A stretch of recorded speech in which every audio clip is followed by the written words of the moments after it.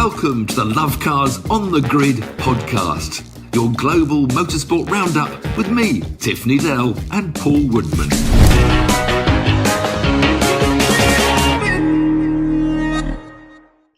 Welcome to Lovecars On The Grid, your global motorsport podcast roundup. It was a mega weekend of motor racing from all around the world. At home in the UK, we had the British Grand Prix, which was just incredible. Our man Tiff was there, actually. We had the endurance race at Monza for World Supercars, sports cars. Yeah, we had an Accurate 1-2 at Mosport in Canada. Rain stops, a brilliant bit of racing in NASCAR. Yeah, it was good. Finally, it was Ford in Aussie Supercars taking all the highlights yet again. But we've got to start off with Formula One, unless you've got anything else for that list, Tiff. No, we've also got to look at the girls, haven't we? The Formula FIA Academy, they were out racing in Monza. Oh, there's Superbikes. British Superbikes. Beer dominated. A beer hat-trick for Tommy Bridewell. We'll mention that again later. And of course, if anyone's still interested, we might even mention some buggies bouncing around in Sardinia. But so lots on the list to talk about. But the main chat is, of course, about the British Grand Prix weekend. And I was up at 5 o'clock every morning, Saturday and Sunday. I was hosting guests for Motor Passion in one of those lovely corporate boxes next to the RDC. Most amazing view. You're looking down into the cars as they break for Brooklands. So brilliant watching. Lots of fans from around the world. Our box have people from Mexico and Canada. So it's always great to mix with the fans and to see what they think, because often they don't know what a Formula 2 car is. They don't understand tyres. I like educating people, which we try to do on Lovecars On The Grid, help you understand. But where do we start about? I mean, really, it was McLaren. McLaren was the big talk of the weekend. And they were stars from Q1, FP1, right through to the end of the race. And it was really good to see them. I'm not going to talk much about the Red Bull boys, because Max is just, I say it every week, and Phil, who writes our descriptions, says Magnificent Max every other week, and it's getting boring, because he is just in a league of his own. And the headline has to be McLaren. Papaya. McLaren were just magnificent McLaren. And Lando and the British boys as well. We'll come on to... I love Lewis when he was looking about them, and he just sort of said, "Well, they've copied Red Bull side pods." Almost tried to say, "Hello, Mercedes. Hello, my bosses that made me drive these stupid curvy side pods." His hello, McLaren have done what we should have done 3 months ago and copied Red Bull side pods. I bet they've copied their floor as well. Remember in Monaco when we saw the Red Bull being when they lifted it up. So let's start with qualifying. And for the fourth time in a row, a certain Mr. Perez, who I've been very vocal about saying that he shouldn't be driving for Red Bull. Fifth, I've been told. Fifth time in a row. That's what I've heard. Fifth time he didn't get out of Q. Maybe that's Q3. He did get out of Q3, wasn't it? No, he didn't. No, yes, he did. No, he was bottom of Q2. Yeah. So he did get out of Q3. Or did he? Where was he in the end? No, he was... We'll come on to that. I'll Google it quickly. We should know this. I should have known that. It was Q2 was the highlight, because Q2 is where all the drama really happened. Yeah.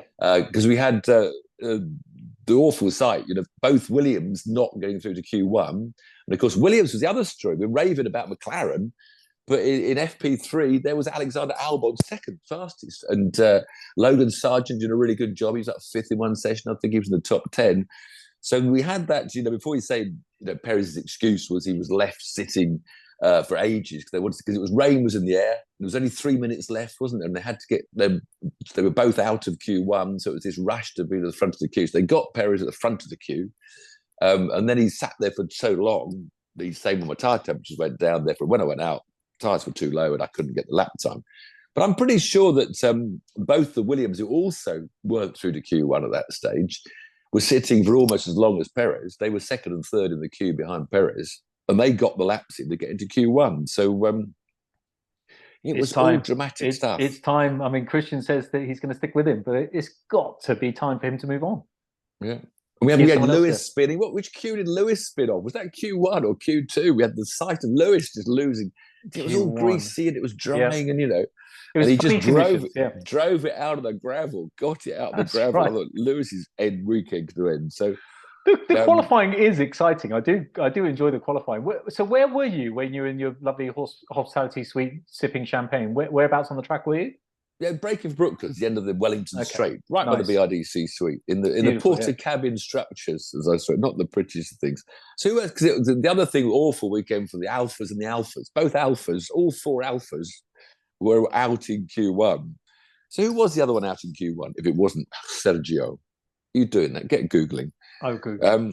So that was an amazing qualifier. It was so exciting, and of course the pole position we knew would come from Max in the end, but not by much. It was all very close. Only just. It was just quite incredible, actually. But before we go to the race, just before the race, we talk. In fact, need to talk. I thought you were googling who else didn't qualify. It's your job. I gave you one job. Okay, qualifying full race result. It wasn't Sergio. Sergio was last in Q2. So who went out in Q? Hang on. The Q2. The four Alphas. So Perez 15th. So then Yuki. So Yuki was 16th. An Alpha. Which is the non-Alpha? I'll get to my question. Magnussen, that was it. Yeah. Because Sergio got stuck at the slowest in Q2. But Magnussen went out. So then we had this amazing grid. There were the two Papaya McLarens, Max, and the driver parade was amazing. The atmosphere was just buzzing at Silverstone. A huge crowd. They came out in these old 480,000 people over the weekend. Oh, that's so annoying. How many on the day? How many on the day? 180,000 on the day. They came out in these old Bentleys and all sorts of old cars, open top, and the cheers for all the British drivers, all the drivers. The fans were there waving, and Lando got out and started shooting T-shirts into the grandstands and got interviewed. It was buzzing. And then, really? when they came round and everyone's watching the screens, so we saw the start with Lando out dragged and the cheer. We could hear it on the TV. We could hear the cheer. And Oscar Piastri had a go at Max himself. He almost got by on that opening lap. So it was the roar as he came down the Wellington Straight into the sort of great Brooklands Luffield arena area. It was fabulous entertainment. And even when Max got over a second ahead at one stage, Lando actually got back into 0.9. He got back into DRS. Yeah. So for a while, we thought, is he going to I thought it was on. I thought it was on, but there was a bit naive of me, really, because then all of a sudden that Red Bull just went. That was the first lap of DRS. Yeah. First lap of DRS. Right under my guests in the Brooklands, we saw Max Lando. I was a bit disappointed Lando didn't defend on the left, at least make Max go a long way round, but he probably knew it was inevitable and wanted to just get on with his race. But I mean, Piastri, Lando must have been a bit sort of upset. You don't really like your teammate to be that close to you. Tremendous. So many great stories. You had to feel sorry for Piastri, really, because the safety car ruined his podium. He would have almost certainly had a podium, first podium at Silverstone. Lewis lucked in, didn't he? Lewis had a bit of a lucked in there to the bit of tyre choices. They all sent them out. It was strange the McLarens went out on white sidewalls. There were lots of different, when that safety car came out and everyone starts panicking. So, Max was on the Reds, Lewis was on the Reds. George earlier on. Oh, no, we haven't talked about Ferrari, have we? The other part, Ferrari. What a Ferrari. George on the soft tyres, chasing everybody else on the mediums. He was on Leclerc. That was a good dice early on. He couldn't quite use those quicker tyres to get by Leclerc, but tried a lot. Then they bought both Ferraris came in before anybody else, I think, pretty much, and jumped straight to whites early on, and then just sort of stayed at the back. And where did they finish? Like 7th? They did nothing at all. Unbelievable, really. And 10th. Unbelievable. After having all that pace at the beginning of the season, and now they're doing nothing. It's very strange. Albon had a good 8th, I think. Alongside Aston Martin, hang on. He didn't have a good 8th. He had a brilliant 8th. I mean, he if it wasn't Lando in second place, he would have got driver of the day. There's no question. He was phenomenal. But he was slightly. I think he was disappointed. He didn't qualify slightly higher. That was did put so him well down. At Williams, and it's nice to see Williams edging back ever so slowly as well. And Logan finally had a good run, the American kid. I mean, he's half a second off Albon, I think, but he's he's had a good 11th. But Aston Martin again, they really are dropping and dropping. Other teams, obviously McLaren especially. Mercedes was funny, wasn't they? Started practice off the pace, and as always, Mercedes is one of the teams that seem to, if they had a bad FP1, FP2, they do seem to get it sorted and get their cars working on every track. Because it was Ferrari that was, 4th and 5th on the grid, ahead of McLaren's, and then ahead of Aston Martin's, who definitely seemed to have lost the plot slightly. Yeah, but Ferrari weren't ahead of McLaren on the Mercedes. qualifying. Mercedes, I mean, yeah. Mercedes, McLaren. Well, it was McLaren, Mercedes. Ever since it used to be McLaren, Mercedes, Yeah. it's got my head going. So yeah, so it was Max, McLaren's, Ferrari's, Mercedes. I mean, if you take Max out of it because it's getting boring, it was a British one too, and Oscar got his not Oscar, Piastri, yeah, he got his yeah. He should have had a podium. It was a shame. He should have. No, he didn't get the podium because Lewis nicked it. Yeah, but he take Max out of the equation in my little makeup game in my tiny little brain, and then that's it. But Max, they are 11 closer. 11 straight. They're not getting closer. The safety car came in, and he was still 7 or 8, 9 seconds in front. But 11 wins in a row for Red Bull, just astonishing. So matched the record set by McLaren back in the late 80s, I think. It was good the pace car came in. I know we don't want it. I don't want artificial racing, but it was getting a bit pedestrian in the middle of the race. Everyone was a bit static. And it's a shame that now that, with these cars the way they are, we do unfortunately need, artificial things like pace cars and safety cars to make the racing come alive. Some of my guests, drunk maybe one glass of champagne too many, were beginning to nod off before woke them up with a safety car. We're going to have another race. It's all going to close up. But talking of nodding off and entertainment, I mean, apart from the race, it's this razzmatazz. And I know I am of the older generation, but I think they just want to trample on real enthusiasts. They just don't give a beat with some of the sideshows that they're putting on now. Because in the Formula 2 race, which we'll come to in a minute, on the Saturday, they came out to race, and I've got all my guests out explaining what's going on. And they decided the huge stage was facing Luffield and the BRDC and this hospitality unit. And they did the Black Eyed Peas sound check for about 10 minutes, the first part. And it, boom, I couldn't talk to my guests. You couldn't hear the Formula 2 cars. It was so loud.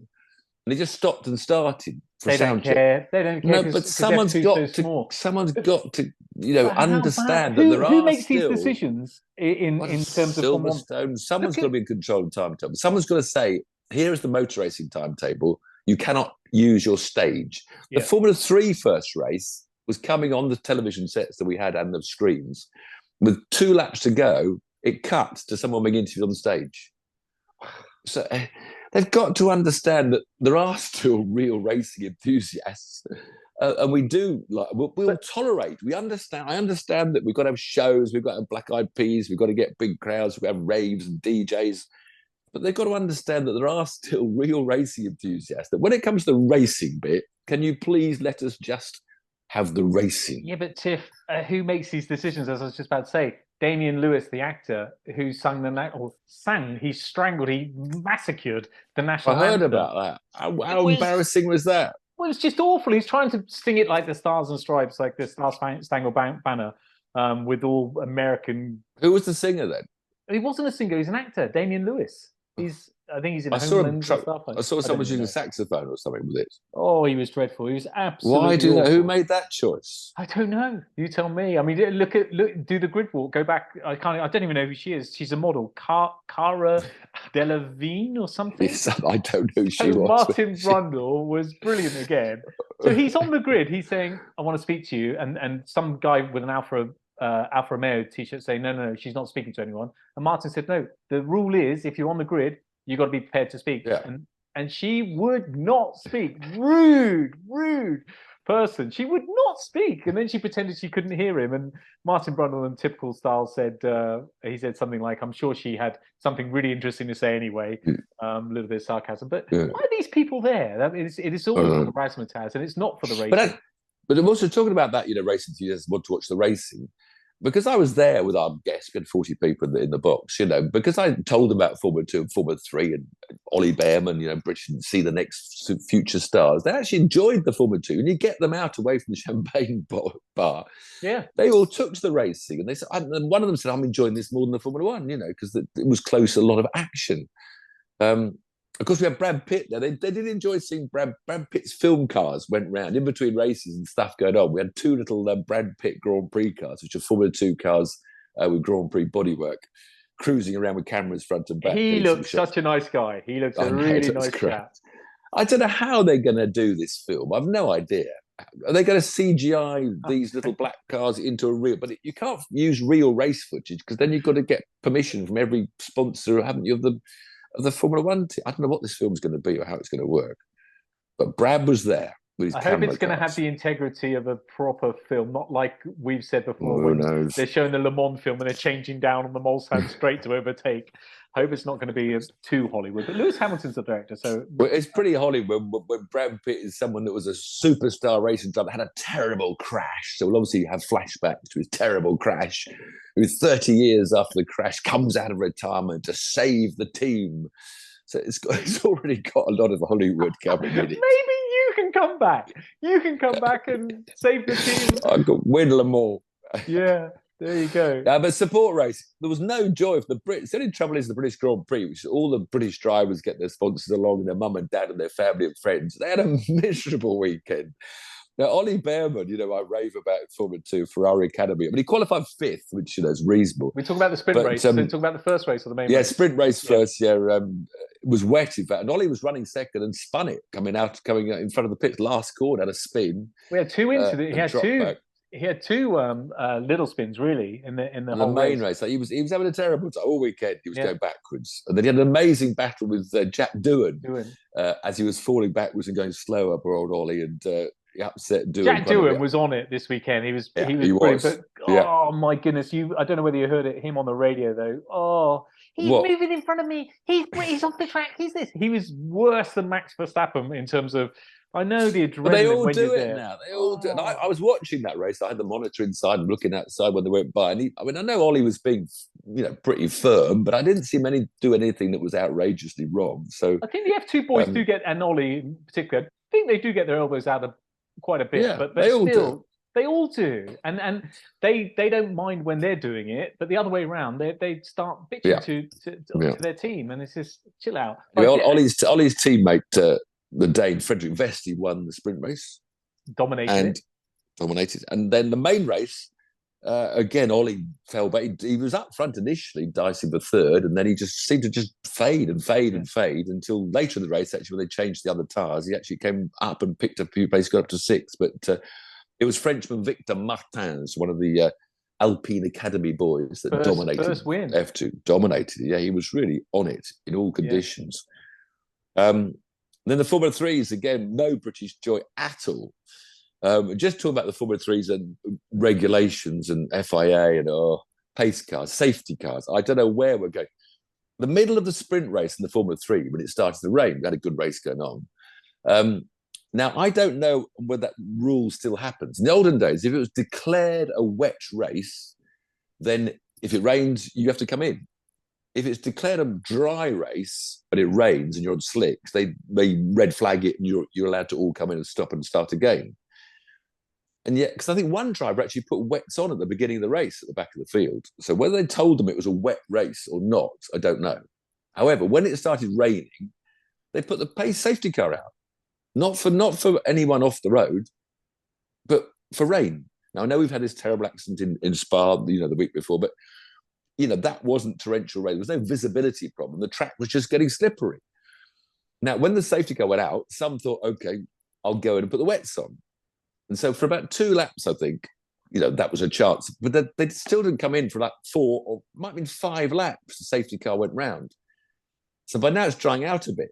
So now whether the safety car was there to stop them being in danger of being skidding around, because the front 6 didn't change the tyres. But by the time the safety car eventually did go in, like after so many laps, we were all bored and all my host guests had gone back in and had another glass of champagne, it started drying. So the guys that decided to go to wets, because that was the strategic call at that time, it was then 10 minutes later, so the guys with the wet tyres, they came forward a bit initially, but then the track dried out and who was it? Franco Colapinto, the Argentinian, went on to have his first win of the year. He's actually won 2 reverse grid races last year, so he's a bit of a reverse race specialist, but he's steady in the main races. He's 6th in the points, but he came from 4th on the grid in the wet, so it's a good run from Franco Colapinto. But yeah, that frustrated that so many laps under the safety car. Someone said they're running the sort of Formula One regs, which might have a specified sort of you have to go 10 laps with this and then 5 more laps before everyone's swept the surface. I don't know. But it was too long. Safety cars staying out way too long. But as I said, the Brits had a terrible time. The best Brit was Luke Browning in 14th place. We got 5 Brits. I mean, I got in the main race, the best result for a Brit was 19th with Zach O'Sullivan. Oliver Gray was 21st. Huge field, wasn't there? There's like 50 cars. 36 cars. 36 cars. Yeah. Quick, I was watching Sophia Flörsch because the only lady in the race and one of the front-running women. She qualified 28th out of the 30. What did I say? 30, isn't it? But she came through to 19th in that sprint race. And I was watching her, over the balcony dicing. She gets stuck in there, but the shame is she's not with a quick team. So she finishes best. Her 19th place was the best Charoux car. And it does highlight, we have to be so careful in Formula 2 and Formula 3 talking about, drivers. We've all got the same cars. Why aren't you winning? But it's, it's so much being on Prema Power, you're up the front and the other main teams. So she's not with the best team, which is frustrating for her, I'm sure. But she did a good job. And she looked great in the pack. Good. So the main race was run nicely. Oliver Goeth, German, who's the son of the Rothko guy that owns the Gulf collection. So daddy's got a few pennies. But that's the same with most of the kids in the grid. But it was really good. He outbraked his teammate to take the lead halfway through. Drove a really, really solid race. And it was good for him to have his first win. They were all delighted. So good racing, frustrating safety cars lasting too long. Talking of which, they're talking about mudguards, aren't they, after that awful crash at Spa. I still think you've got to change it. Eau Rouge, I do. I'm sticking to that. That's the only way to go. We've got to just slow that speed over the top. It's not so much, and they're talking about headlights and more strong headlights so you can see a car in a mirror, not so you see where you're going. Yeah. I'm reading that in the paper today. But that awful accident, the poor kid was just broadside on, in the middle of the straight.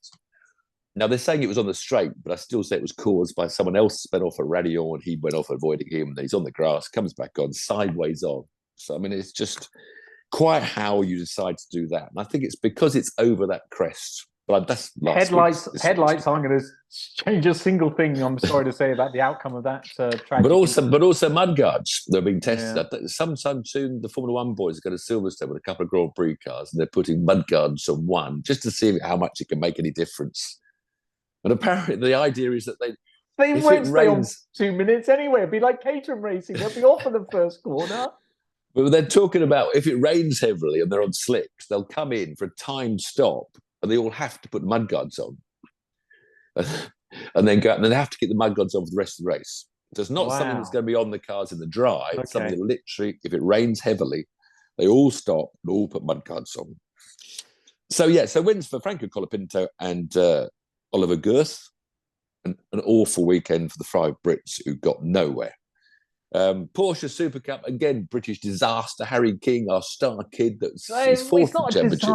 It's not a disaster. It's just a bad weekend at the office. A disaster is an earthquake or a plane crash. Well, but it was a very bad weekend. But I mean, poor old Harry, because he made a brilliant start. He qualified 3rd, and he was sort of, I never know what the names. What are the corners with those stupid tight right and tight left in the middle of the new Silverstone? Do you know the name of those two? No. Nor do I. Anyway, the top 4 of the championship were all spinning or crashed or knocked out in turn 1. The pole man was Dorian Boccalacci, who led down towards that first tight right after the initial. What are you talking on the main GP track or different? Yeah, the main GP track. You go through the fast right left, then you got heavy braking to turn sharp right, and then the hairpin left. Yeah. Vale, is it called Vale? What's it called? That's not Vale. Yeah. Doesn't matter. Turn. Yeah. Just before you get onto the Hamilton Straight? Wellington Straight. Well, okay. No, I don't even know. Yes, just before the Wellington Straight. But anyway, it was all instigated by, I think he's running second in the championship, the Dutch guy, Larry ten Voorde, outbraked himself. First of all, he punted straight to Harry King, who was outside his left, and then he hit pole position man Dorian Boccalacci, and all 3 went off at this first real corner. And Harry's had his suspension smashed. He was out. And having turned right just before they went up to the sharp left, the championship leader, the Danish boy, what's his name? Baust. I don't pronounce these names. I've written it somewhere and I can't find it. Bastian Boost. He was clipped by another gun. He was spun off. So the top four of the championship, I think Boost recovered to finish 13th, Boccolacci recovered to finish 11th, but Harry was out of the spot. So, but a Swiss drive was a nice, happy story. It's often when the front four that win all the races disappear. Someone that hasn't won for a while will win. And there was a Swiss team, Alex, it's called Fash Auto Team. And this guy, Alex Fash, runs his team. They haven't won. They've been in supercars, Porsches for about 11 years. And they haven't won since 2018. And they managed to win. They came to, I think, qualified 5th. And to make the happy story even happier, it was Mr. Fash's son, Alexander Fash, or Fouche. What was it like to watch? Were there lots of cars on the drive? They don't overtake that much. Silverstone isn't a very good overtaking circuit. It's annoyed me ever since the new layout was made. Everyone loves it because it's Silverstone and nobody says bad about it. But if I had my pencil, I would have made a few corners quite different. It's pretty bloody good, though. And for those of you that are shouting at your screens or your radios, the tight right is Village, the sharp left is the Loop, and then you go around Aintree onto the Wellington Straight. Thank you very much. So it was Village where all the crashes happened.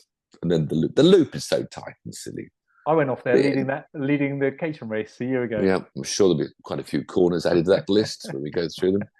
So, entertaining support races, but no joy for the Brits. And on a scale, as a punter, you were VIP, but as a punter getting around Silverstone and the general razzmatazz? Well, I left home at 6 o'clock both mornings and drove straight into the circuit without any Well, you went from your house to every day. You didn't stay over. Yeah, no, I commuted this time because rather go home. You must be. And I had the car lined up, so as soon as we had competitions with my guest of who got the fastest laps, I had to stay a while, did a bit of my guest.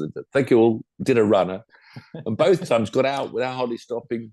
Didn't even delay. I don't know how bad the traffic was this year, but I think if you plan to go quick and arrive early, watch the support races. So that wasn't that wasn't you racing onto the track at the end with your big McLaren flag and your in fact, again, that noise about respect support races. 8:20, the Formula 3 race on Sunday morning. 8:20. I think the Formula 2s were out about 11 o'clock, Porsches at 12 o'clock. And then we had 3 hours of nothing apart from That's crazy, because on any race weekend, you have maybe 10, 15 minutes in between just in case something runs over, there's a safety car or something, but you don't need 3 hours. Tighten it up a little bit. Just please, Liberty, please F1. No more Damien Lewis. We know that it's going show busy. We know that brings big crowds and all drive and survive, but just respect a bit of us and just, respect support races and encourage, the viewers to watch them. And no more Damien Lewis singing the anthem, and no more Cara Delevingne, whatever her name is, and no more sound checks. Can I say, because I am a Lewis fan, and I don't big him up that much, but he was off turn 3, I think, on the first lap, fell back down the pack, and he's doing well in that. You've just looked at the names, so you're not allowed to use turn 3 again. You've now got to tell me which corner you're referring to. I know that Copse. That's not turn 1. Copse is on the Grand Prix track. Of course it's not. Of course it's not. Oh. Not on the Grand Prix. Let's move on. Let's go to Monza. Lewis, yes, let's leave, because there was other. Well, it was so good. And I was following the cricket as well. England cricket. That was going on a weekend. So I hardly listened. But yeah, Monza, World Endurance Boys, 6 hours of Monza. It was a bit like Toyota were pissed off with the balance of power that they say lost them Le Mans, so they go home to Ferrari's home track, and Ferrari were pissed off because they. Can I just interrupt you and tell you something really funny? That turn 3 is Village, the one that you couldn't remember the name of, where they're all crashing. Village. Well, Lewis went off at turn 3 at Village. Yeah. Ferrari upset. They had this balance of power. I love it, really. If it's not Formula 1, never with Formula 1. But, in GT3 sports cars, to encourage more manufacturers to enter. Ferrari, after the Le Mans win, were giving plus 5 kilograms a minus 16 horsepower. Wow. Quite how they could accurately reduce their power by 16 horsepower. And Porsche were allowed to keep the same weight as the Le Mans, but they had a 7 horsepower reduction. It's amazing. And yet it seems to work because the qualifying, Toyota took pole from Ferrari and Toyota was third. And then out of the blue in fourth was the much maligned by me, pig of a Peugeot. Sorry, Peugeot, I didn't say pig of a Peugeot, but with no wing. The no wing. I don't think it looks bad. I don't think it looks bad. It's my opinion. It looks, and they were fourth on the grid, and they finished fourth. So I mean, it was really good. Peugeot were on the pace. In fact, Cadillac was fifth on the grid. Ferrari sixth. They're all covered by 0.4 of a second. So you think how complicated those cars are. 4 different manufacturers. It's great that they closed them all up. And after 6 hours of racing, Mike Conway led home the pole position Toyota team. He was one of the crew members, so a good one for Mike Conway. Ferrari second, Peugeot third. So Peugeot on the podium, and Paul di Resta was one of the 3 Peugeot boys. So 3, all the same lead lap, 200 laps. So a good run. I didn't see how exciting the racing was. I haven't even looked up who won the GTs, but I should do, but I didn't. In the support race, Vicky Piria got a big W. She was a winner with her co-driver. So what would that have been then? I think it might have been some sort of. It's a pro-ami club racing support thing. Yeah, still she's on the top. No, she still won her class. You win your class. You win your class. Yeah, absolutely. Then of course same sports cars, but no longer LMP. DHs, but because they call them GTPs in America. And this time, as you said, you brilliantly read out my brilliant headline, the Accurate 112. Well, it's an Acura, wasn't it? So I was trying to be clever. The two Acuras came 1-2. They bounced back. They haven't been on the front for a while because BMW last round out. And of course, we're talking about Nick Yellerly, who won the Spa 24-hour race, having the previous weekend won the IMSA race at Watkins Glen, and he's still on the podium. He's gone from podium to podium to podium. So he was part of the BMW pairing that came third with American Connor De Filippi. So pretty good few weeks Nick Yellerly's having, going from podium to podium. With Tom Blomqvist, though, the winning Acura, alongside American Colin Braun. So Brits first and third. Horrendous shunt. I can't believe how safe motor. I know we talked about Spa, but how safe motor racing is compared to the old days. Horrendous. Just 3 laps from the end, there was a battle going on between Renger, the Dutch guy, Renger van der Zande. It is Cadillac. That's a great name, van der Zande. And he came up, he was battling with Augusto Farfus, the Brazilian boy in another BMW, the second BMW. And the end of the 180, 190 mile an hour straight, he was halfway along down the outside, and Farfus just edged him. So just before the braking zone, he's got his 2 wheels on the grass, and of course you don't slow down so well. And he ended up 4 wheels on the grass, going to an advertising hall. He locked. There was a bit of tarmac runoff before 90 degree, not slightly angled, just tyre walls 90 degrees, and he piled in. And I just, what a shunt. And it's a 6 deep. They're much deeper tyre walls in IMSA. I've seen these big shunts where they plough in to these piles of tyres. And he just got out and, a bit pissed off probably. But, I mean, it was 6 or 7. Do you think he was pissed off? Or do you think he was happy? I mean, I'm waiting to read and find out what penalty was done, because you've got to stop that sort of driving. I mean, if I was in charge, Farfus would be banned from 2 races at least, minimum. You can't move over on a guy at 180 miles an hour as you're going into a braking zone. Of course you can't. You can't. If you walk away from that as he did, great. But you can't do it. No. That thing should be clamped down on. I agree. I think Renger might have been the one that had a horrible crash with a Cadillac at Spa as well, when someone piled a Cadillac. It might have been him then as well. He's had a bad week. Cadillac have had a few big wrecks. Anyway, thankfully, it is amazing that when that shunt in a Porsche 962 in my era, you'd have had the wall up to your face. Let's not talk about shunts in Le Mans Porsches just now. We'll come on to that at the end of this podcast. Okay. What's coming up this week? But we'll move from Canada. Move from Canada then. Mosport in Canada. I think they've renamed it to Mosport. It's not Mosport because of Sterling Moss. No, it's called Canadian Tire Motorsport Circuit or something like that. Even though Sterling Moss did win then, I think it's a coincidence that it's called Mosport. NASCAR was brilliant. It's all about the branding, son. It's all about the branding. Brilliant. The NASCAR, they went to this Atlanta track, which about 3 years ago, they increased the banking and narrowed the track. And they sort of created a 1.5 mile Daytona. So Daytona's what, 2.5 miles. So they created this super speedway that's full throttle with fresh tires when you're on your own. And they're like 185 miles an hour all the way around, 185 miles an hour. And it was just, as a spec, they were one wide, and then they were 2 wide and 3 wide. And the racing, it's just a pack. And people creep up, and because you dive down the inside. Initially, it started as single lane racing. And as the race goes on, you're getting towards the end of the first stage. Because there's actually 3 races, of course, NASCAR. You have a first stage, checkered flag, then you all go in, and then have a second stage. And as it builds up, you get 2 wides and 3 wides. But when you're a single file, the guys, they say, you've got to try and move up. So they'll dive down the inside, and they get ahead because it's a shorter way around the inside of the corner. But then if you fail, you've now got to get back into the single file queue, which is going faster than you are. And you've got your spotter saying, bumper, not clear, shoulder, spoiler. And then when there's, when they do handbrake parking into a narrow spot, it's almost like that competition, because it's like when there's a gap that's like 3 inches bigger than the length of your NASCAR, the spotter will go clear, and you just have to go up. Oh, it's like on the motorway when it's really heavy traffic, and you sort of go from one lane to the other.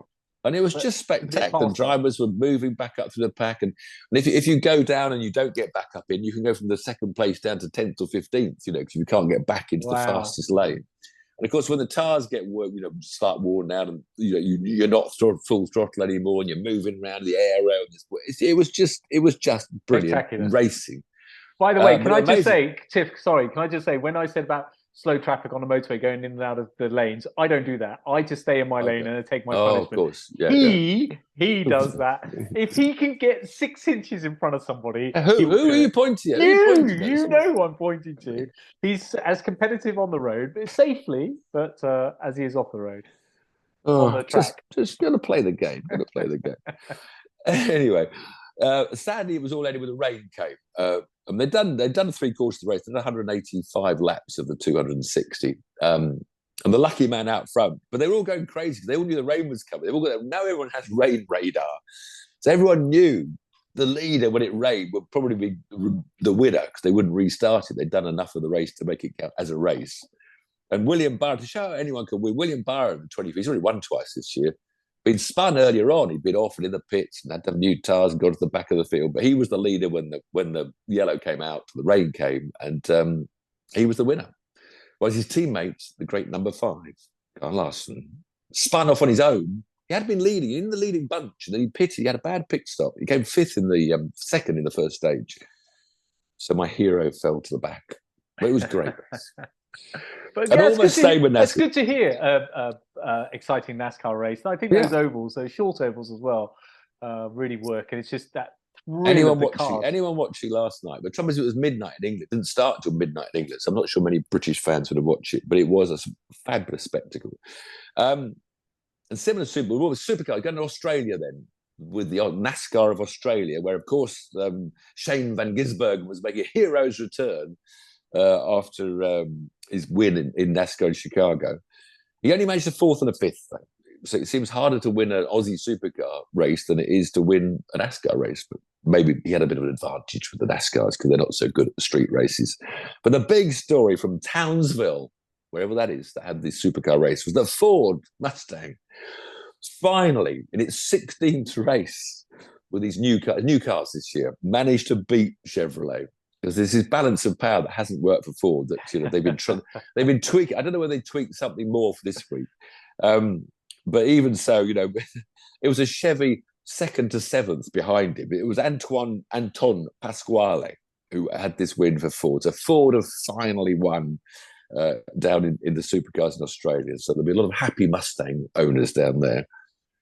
They're all, not that they make them anymore, but they're all Holden, aren't they, down in Australia? So no, you lost the plot, haven't you? Why? I know they don't make them anymore. I know. Holden. Who are Holden? No such thing. There is no Holden. I know. Holden is no more. They're Chevrolets. I know. They're Chevrolets. But yeah, but have they embraced this new American owner? or because they're all old school Holden. Everyone still has the Holden memorabilia. If Shane Van Gisbergen's driving one, they'll embrace it. That's true. All right, it's embraced. Back to Europe. Monza had the Formula One Academy ladies. Abby Pulling, she did well with the pole position, but didn't. I know. We thought she'd win the championship. Yeah. She had a fourth and a third and a second, but she still hasn't had that first one. She's up to fourth in the points, but way behind the Spanish girl, Marta Garcia, who had another win at Monza. The other winners were the Swiss driver, Lena Bula, who's about fourth in the points, and a Filipino, Bianca Bustamante, for the Philippines, also had a win, but no wins for Pulling. She only got about one weekend left, I think, before they have their big finale. I thought she would have dominated. Maybe the slower cars for her, not so much downforce. Back in Britain, the British Superbikes Robert Snetterton and Tommy Bridewell had all three. The beer monster Ducati had a triple win. He now moves out into a big points lead and ahead of his beer monster teammate. So the beer was flowing at Snetterton in the British Superbikes. Very good. Did you see Moto3? Did you see any of that at Circuit of Americas? Was Moto3 Circuit of Americas? Yeah, wasn't that this weekend, or is that a while ago? Hang on, you've completely lost me. What's going on my notes? Moto3 were at Circuit of Americas about 4 months ago. Oh yeah, sorry, that's on my old notes. I'm looking at my. I'm not as organised as you in my notes. He is very organised. I'm not quite so organised as you. You were thinking, you were wondering how you missed it, weren't you? What? Yeah, you started me worried for a moment then. Yeah. Anyway, the only other international motorsport going last weekend, and if anyone cares, I want to know down below, someone make some comments, or I'm not even going to bother to mention the extreme ease of bouncing around Sardinia in what they call their island Grand Prix. Does anyone take much interest? Anyone let me know if you're a fan of extreme E, because it's just nobody cares. Nobody cares. Should it be mentioned on this podcast, this global motorsport roundup podcast? Should we be mentioning electric buggies? I think so. Rosberg had a double win, first time, wasn't it? Anyone's ever done that? I didn't even bother to look at the results. Okay, what's coming up next? I called Katie Munnings upside down at one stage. What's coming up next week? Next weekend, right? Next week, single-seater wise, it's the IndyCars at Toronto, which is a frightening street track with this incredibly long straight ending up in a very sharp right-left. It's a fabulous racing track for street courses. Always very entertaining. So I would really tell you to watch IndyCar at Toronto. Bikes, World Superbikes at Imola. I'm not a big Imola fan. World Superbikes, I think I can probably say that Raz Gatliogu might win and Jonathan Ray might win, and they'll probably both be beaten by. No, why didn't I write down names by the championship? What's his name? The Spanish guy who's won all the races, Bautista. Yeah. NASCAR go to New Hampshire, Super 4 in Japan. And that's interesting. Keep your eye on there to see if Liam Lawson can win again, because I still think that Red Bull, whatever Christian Horner says, I still think that Red Bull seat might be given to someone else this year. And Liam Lawson, that's doing so well in the Japanese Super 4, Red Bull boy, is obviously one of the candidates alongside Mr. Ricciardo. And Formula E, which, it entertains in its own little way, whether you like the slow bicycle race or not. But in Rome, it's actually one of their better tracks, it's all about, in Formula E, where the circuit is one with a balance between having to regen and drive fast. And I think in Rome, they don't do that much regen, and they can race a lot more because there's enough natural regenning in the way the layout is. The drivers love it. So give Formula E a bash. I think it's a double header Saturday and Sunday for the Formula E's. Anything else on this weekend? Yeah, there is actually. It's a little car event called Goodwood Festival Speed. That yours truly happens to be driving a couple of cars up the hill. They let you? Well, but I haven't been contacted. Who's contacted you? You're going to be busy. I think if anyone thinks, by the way, festival. If anyone thinks, by the way, for 1 second that I didn't offer Tiff these epic drives before, then because he is winding you up a little bit, but he's very kindly given me the drives. And it's something else, really, isn't it, Tiff? We got a little parade on Thursday, 993 Turbo S, which I think is a beautiful little car, but that's not driving. You're learning the hill, are you? That's not against the clock. But then on the Friday in the supercar run, driving a GT3 RS and then the Dakar 911s. Then on the Saturday, it gets a bit serious because, and the weather forecast is not the greatest, but on Saturday, in the morning, I am driving a 936 Porsche, which was I'm driving the actual 1981 Jules. Oh, no, you car. didn't tell me that was a possibility. I would have driven that one. That was my first Le Mans. I was in an open top Ibec Cosworth and Derek Bell. And that's what got Derek Bell his Porsche drive that made him a Porsche factory driver for the rest of the 80s. That's a hell of a car. That is wonderful. Save all this for the video for the item. It'll have a spool. It'll have a locked rear differential. You realise? How am I going to get around it wet? Well, yeah. The roundabout to start the course. I'm not sure. You know, be a 10-point turn. And then I better find reverse first. And then in the afternoon, I'm driving another Le Mans winning car, which is the 1998 GT1 Porsche, which is just the cheating Porsche. The cheating Porsche. Or is it the other one? 1990? Which 19? Is that the GT1? So silver, I think it was, with blue and red. I think the one with sort of a bit of an ugly nose. It's the 911 that wasn't really a 911. Like the GT1 road car you drove. Yeah. Not because they made another sort of GT version for the next Le Mans.